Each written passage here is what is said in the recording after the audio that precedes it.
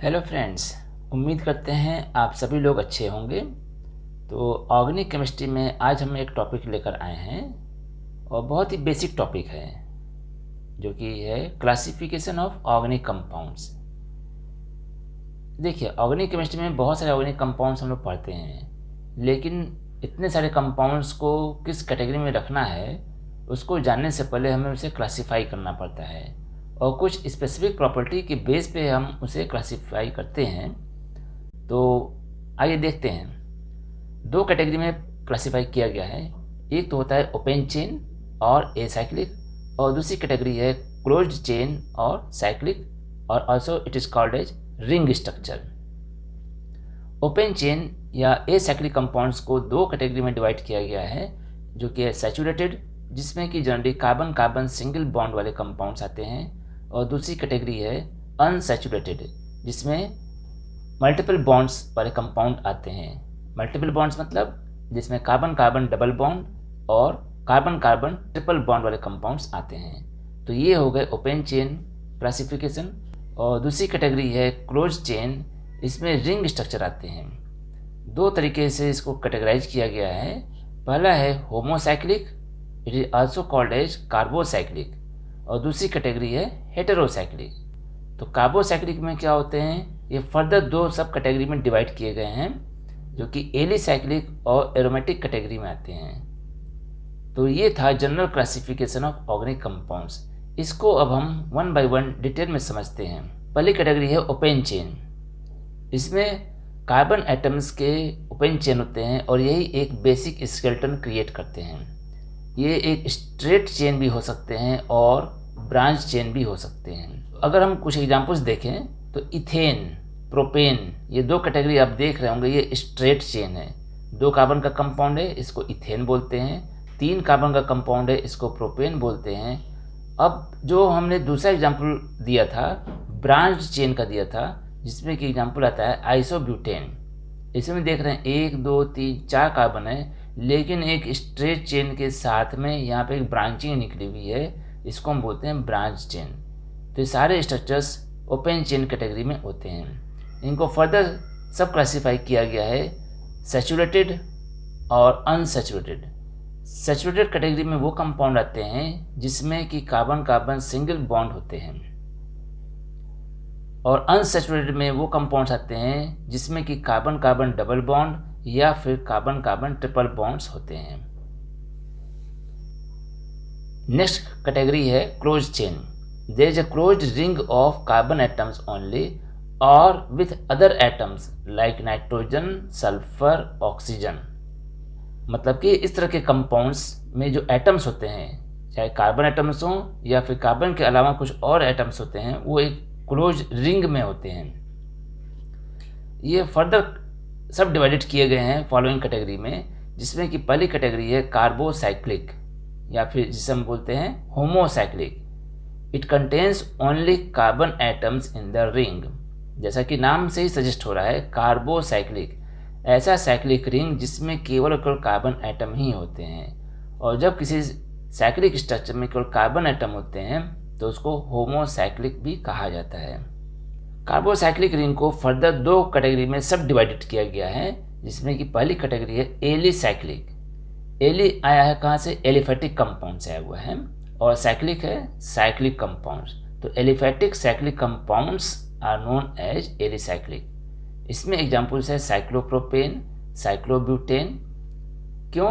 क्योंकि देख रहे हैं आप इसमें कि प्रोपेन 3 कार्बन दिया गया, 1 2 3, 3 कार्बन के कंपाउंड को हम बोलते हैं प्रोपेन, और ये साइक्लिक रिंग में है तो इसको बोलते हैं साइक्लोप्रोपेन। इसी तरीके से ब्यूटेन में देखते हैं 1 2 3 4 कार्बन के कंपाउंड को ब्यूटेन बोलते हैं, और जब ये साइक्लिक रिंग में होते हैं तो इसको साइक्लोब्यूटेन बोलते हैं। इसके बाद की कैटेगरी आती है एरोमेटिक कंपाउंड्स की।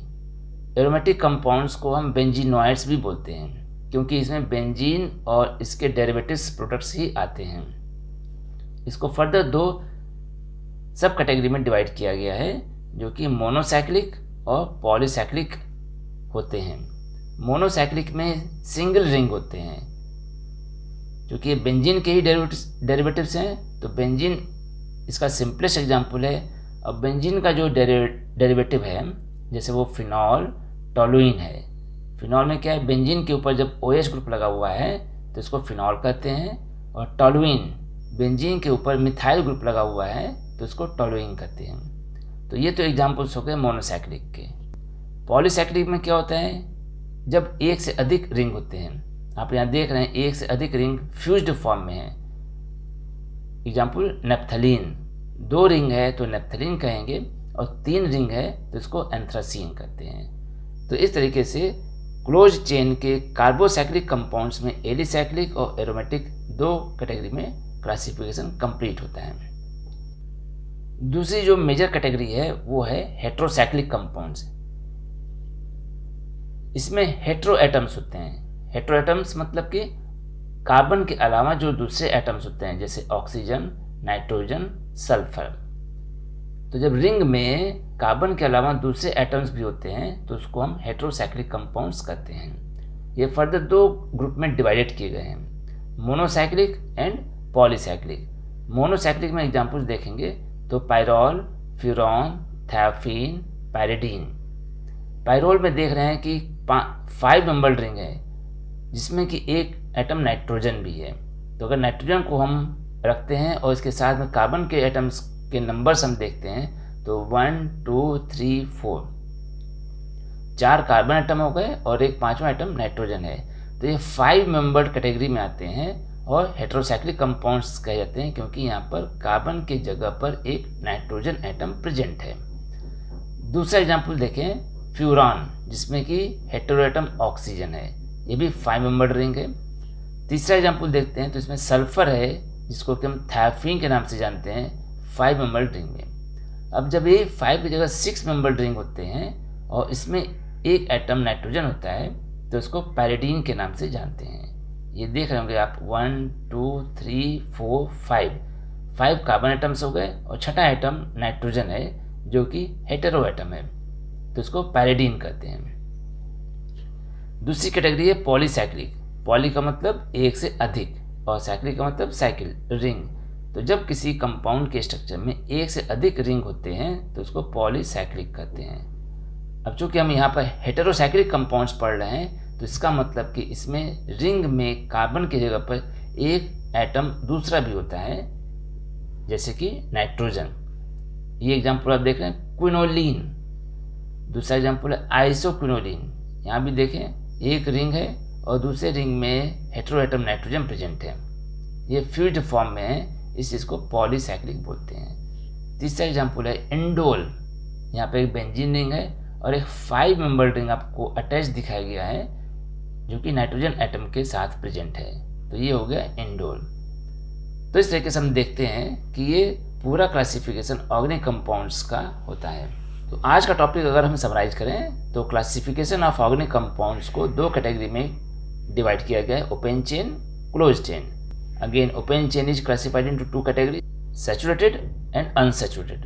क्लोज चेन को 2 कैटेगरी में डिवाइड किया गया है, होमोसाइक्लिक, हेटेरोसाइक्लिक। होमोसाइक्लिक को 2 कैटेगरी में डिवाइड किया गया है, एलिसाइक्लिक और एरोमेटिक। तो इस तरीके से आज का टॉपिक कंप्लीट होता है।